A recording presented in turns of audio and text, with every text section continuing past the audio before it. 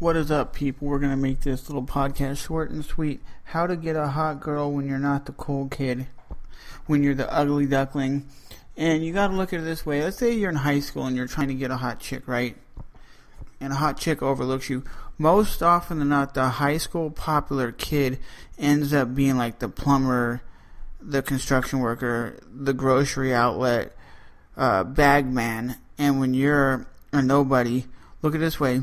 ICP, Korn, Metallica, the list goes on and on of all these kids who were nobodies and became somebody. So if you're thinking to yourself right now that, how come I cannot get a hot girl, I can't get a hot guy, what is holding you back? Is it the fact that you're not working, you have no education, you have no house, no car? Put it this way. Put it into their shoes. Would you date somebody without a job, without an education, without a car? Probably you wouldn't, because you wouldn't see anything going anywhere. And a lot of times it's all about self-confidence. And if you have confidence in yourself, you can pull any chick, or if you're a girl, you can pull any guy. And you gotta flirt a little bit, at least when you hang out with this person, or you're a friend of this person, or you know this person. You gotta at least say, hey, I think you're attractive. Hey, I think you're cute. Even if it's a casual, hey, Sarah, I think you're pretty cute. She might go, ha ha, and laugh a little bit, but she knows now that you find her attractive. And the more often you say something like, hey, I think you're attractive, you want to go out to dinner? And if she goes, yeah, we can go out to dinner with me and a couple friends. You go, no, I just want to go out with you and me. Or, hey, let's just go get some ice cream, me and you. And she goes, hey, can I invite my friend? And you go, I just want it to be me and you. And if you can get it to come out of your shell where she's like, yeah, okay, it can be me and you, then you're working towards something. But talking to my friend, she has a career job. She just went to college for 5 years. She was a high school dropout, which she admitted she dropped out in like the 8th grade. Or like, I think it was the 9th grade or something, because she said she didn't feel like going. She thought she had a boyfriend, she had a job, she thought it was everything. And then she realized having a job wasn't everything, having the boyfriend wasn't everything. And now she went to school for about 4 years. So since she moved to Florida in 2010, she's been going to school. She's got a bachelor's degree and all this other stuff. And now she has a job that basically allows her to go to the office whenever she wants. She has to be there before 11 o'clock in the morning, and she has to leave before 5. So she can go anytime she wants pretty much and show up. And it's a cool job, what she was explaining to me what she does.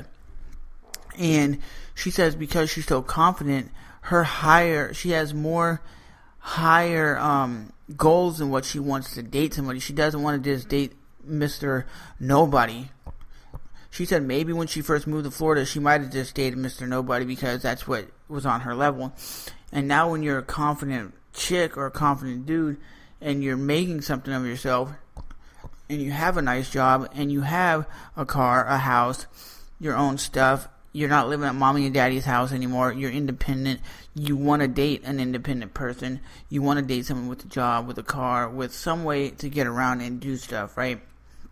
If you already know you're going into a relationship and the chick or guy obviously doesn't have a car, you can work around that. If one of you have a car, you can make it work.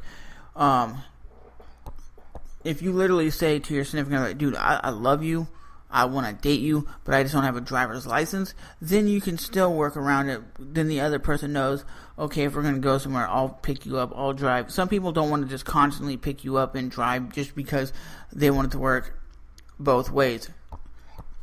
And I'll say this, if you're talking about like high school kids or college kids, that you say, well, I'm not the cool kid.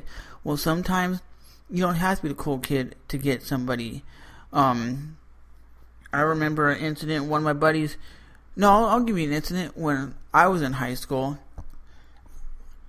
and I was like ballsy at the time. I was like, hey, there's this really hot, attractive chick. She's a popular chick. I think she was maybe a cheerleader or a volleyball player or something.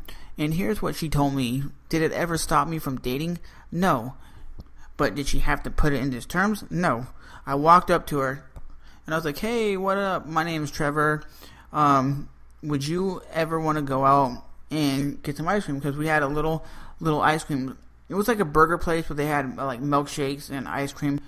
And I was thinking, well, she is younger. I was in 12th grade. She was in like 10th grade. And I was like, hey, she'll probably say yes to ice cream. And she was like, you're asking me out to go get some ice cream.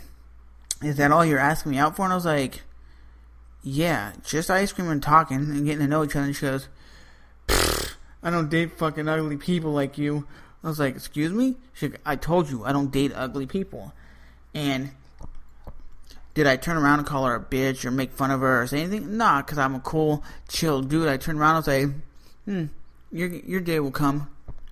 And that's exactly what I was thinking. Your day will come where some guy that you find attractive is going to spit in your face and make you look like dirt. And you're going to go, why is he making me look like dirt? And you know what's funny? I found the chick on Facebook a while ago and I looked at her and I'm like, oh, I'm glad I'm not with her. She's really overweight, has like 3 kids, and is someone I wouldn't want to be with.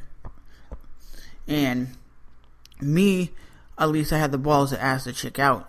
And I think if you don't have the balls to even say, hey, what up? And the way to get out of your comfort zone is to ask questions. Let's say you say, hey, what is up? And she goes, hi, my name is Michelle. And you go, hey, my name is Trevor.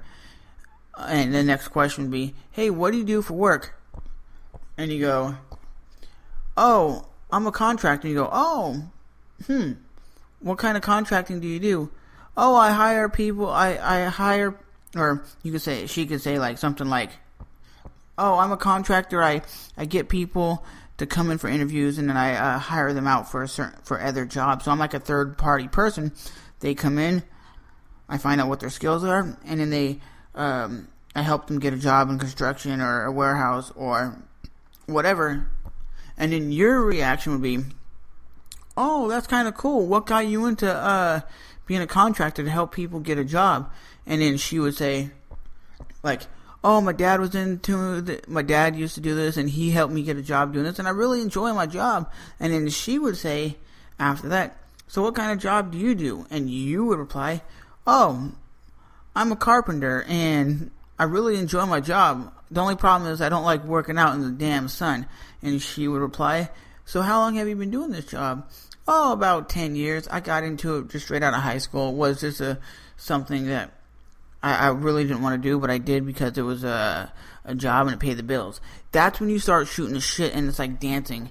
Most people can't handle dancing. They can handle maybe the person asking you questions, but you don't have the balls to ask them. So at the end of the day, when you see somebody attractive, just try to shoot the shit and talk to them. That's just my honest opinion, but like I said, that's the way you can get to know somebody, is talking, asking random questions. Not the dumbest questions.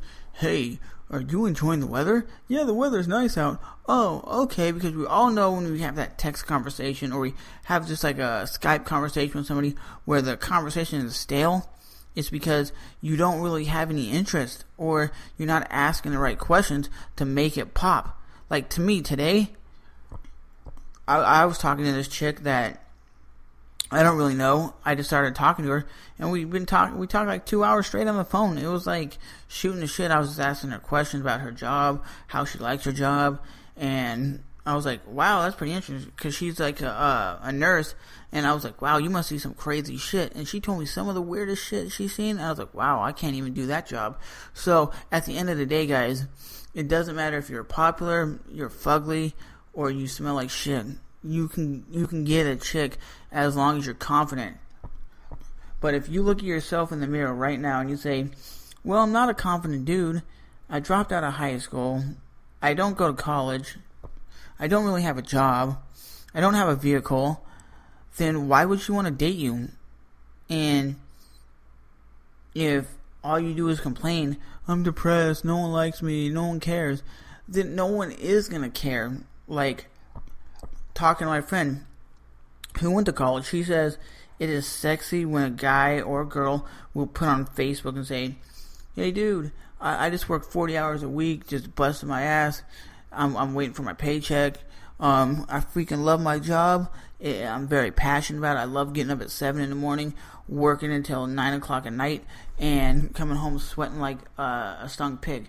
That is sexy. But if you're on Facebook or social media writing, no one likes me, guys are hoes, girls are bitches, no one wants to date me, that is not sexy. If I seen somebody that I like, a girl doing that, I'd be like, I'm not even going to give her a piece of my mind, because she's not even something that's going to attract me to her. But if she's writing on Facebook or just talking like, dude, I love my job, I've been doing it for 4 years, I love doing this, I love doing that, you see the passion in her, and you see the drive and determination. If you don't have drive and determination, sometimes you got to look for it.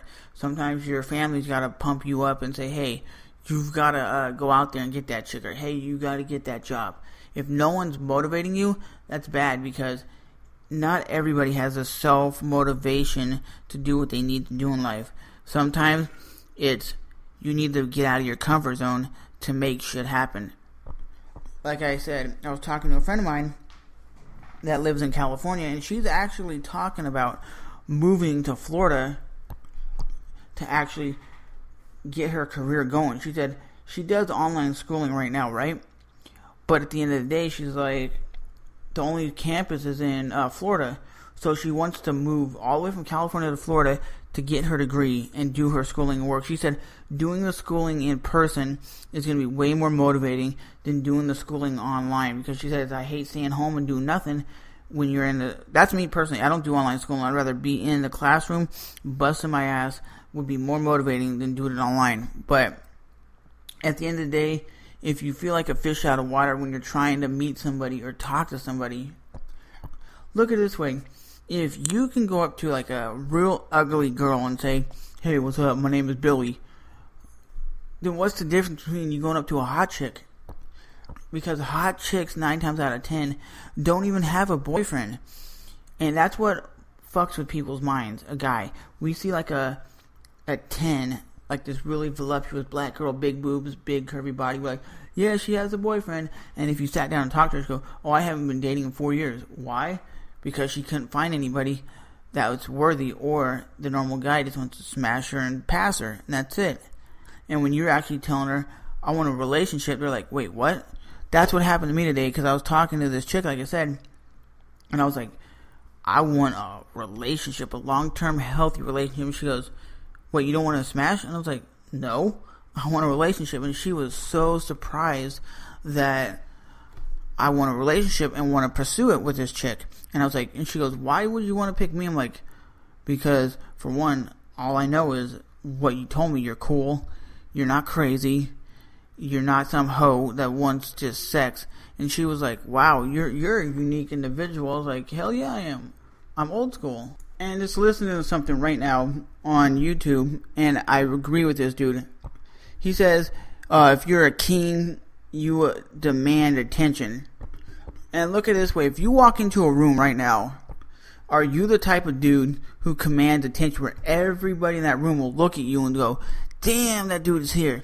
Like, put it this way, when Brock Lesnar walks into a room, for example, because this dude is one of those dudes who demands attention, everybody's going to stop and look at this dude, not because just who he is, for his name, because he's this big dude and he commands attention. And if you're a dude that walks in a room full of, let's say, 200 people and nobody turns around and looks at you, then you're doing something wrong. You got to be that dude who could come in the room and go, yeah, what is up, everybody? What is up, motherfuckers? I'm here to party. Like a Stifler dude off of American Pie. That dude demands attention. He comes in there, oh my god, motherfuckers, and everybody looks at the dude like, oh my god, Stifler's here, because he commands attention. If you don't command attention, no one's going to notice you, and you can be too nice. You can be nice to a certain extent, but not a bitch where a girl says jump and you're running and doing everything she says. And you can never look back at your old relationship and say, well, I fucked up here. Why can't I make it work here? Why can't I make it work now?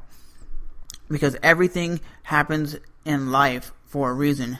But today's video, or podcast I should say, is how to get a hot chick if you're not a cool kid. Really, all you have to do is command attention and keep the girl focused on you and keep her interested in you. And if you're doing a cool job, let's say you pick up furniture for a living, you drive around and you pick it up and you take it to like Salvation Army. And she says, "What's your job?" He's like, "Yeah, I'm a furniture. I'm a delivery dude. I pick up furniture and take it to the Salvation Army." She goes, "Oh, really? How do you like it?" He's like, "Hell yeah, I love my job because I'm giving something from somebody, taking it to the Salvation Army, and then giving it to the less fortunate." You can talk about your job, and if you love your job, she might be interested in it. But if you just go, "Yo, dude, what do you do for a living?" "I work and I pick up furniture," and that's all you say. And she goes, "Oh, do you like your job?" "Yeah, it's okay." Like if you say, "Yeah, it's okay," or I don't know. If you really don't sound interested in your own work, or they say, "Hey, dude, what do you do for a living?" You go, "Oh, I make YouTube videos." And they go, "What? You make YouTube videos?" You go, "Yeah, I love making YouTube videos. I get about 890 views to about 2,000 views per video with about 150 thumbs up and about 40 comments, and I make a pretty good damn decent living off." And they're like, "What kind of videos do you make?" "Oh, I make anything from tutorial videos to vlogs to sometimes skit videos, like little funny skits that I put together." And she said, "Oh, cool. Can I watch them?" You know, "Yeah, when I get home, if you give me your cell phone number, I'll text you some of the funniest videos I made, and I'll probably make you laugh your ass off." And once they start getting into it, like this girl, like I said, I was talking to today, she's like, "You play bass and guitar, right?" I was like, "Yeah, you want to hear something?" She goes, "You got an MP3s?" I was like, "Well, no, I don't got MP3s, but I got some videos on my YouTube channel that you can check out." And she was like, "Wow, really? Can I check them out?" I'm like, "Yeah, I'll send you the link." So I texted her 2 links, and what did she do? She wrote me back and goes, "Wow, you're a pretty talented dude." And I was like, "Yeah, I'm pretty talented. I think I love what I do." And she's like, "How long have you been playing?" And I told her, "Oh, I started playing bass in 2003, and around 2005, 2006, I started really wanting to get into more guitar playing, get into the heavy music, because bass is a low bottom end, and I started playing guitar, and I've never looked back. And I'm not in a band, but I really want to be in a band, but I love playing music and writing music and creating music, and just putting it out there in the world so people can hear it. And if some people love it, cool. Some people don't, that's fine. But I love it." And she could see the passion I have for playing music. And she's like, "Dude, can you teach me how to play?" I was like, "Yeah, I would be more than happy to love to teach you how to play bass and teach you some guitar. It's not as hard as people think it is." And that made the conversation grow because she could see my passion in my art form, which is playing music and creating. And she really seen that. And I could tell by when she was texting me back and forth that she sounded very interested in what I was talking about. So at the end of the day, you've got to have a mindset of, I'm very, very passionate about something, and share that with them, because that will keep them interesting. When you tell them, "What do you like to do for fun?" "I don't know."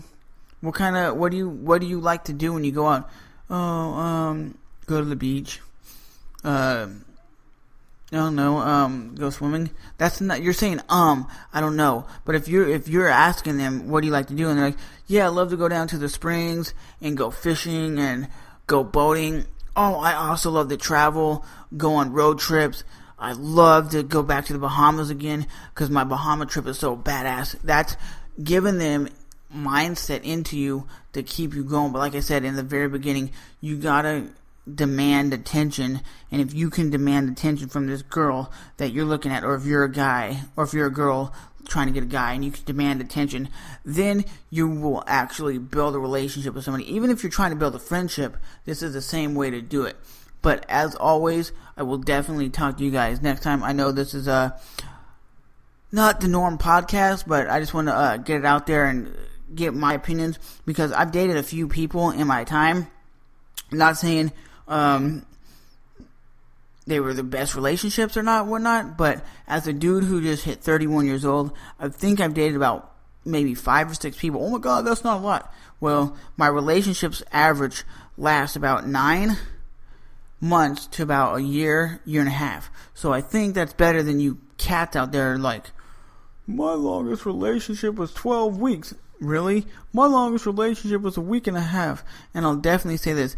If you cannot love yourself, you can't love anybody else. If you look at yourself right now in the mirror and go, I'm an ugly motherfucker, then everybody's going to see that. So, as always, I will see you guys soon. Bye-bye.